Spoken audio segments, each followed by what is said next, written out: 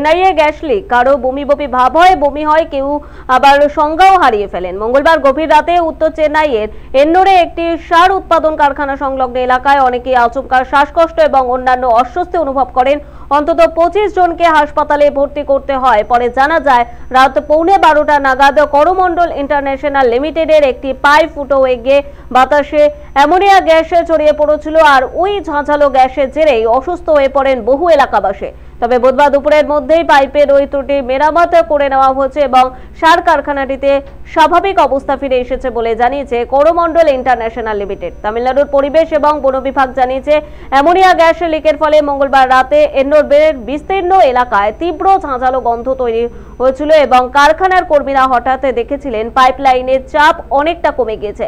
একই সঙ্গে একটা তীব্র ঝাঁঝালো গন্ধ আসছিল। অবিলম্বে গোটা পাইপলাইনটি পরীক্ষা করা হয়।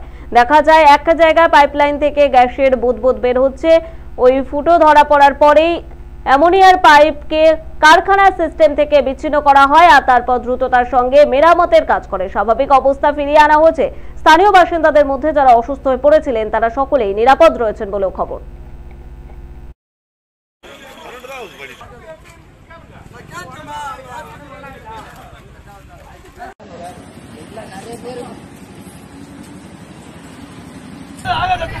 आगे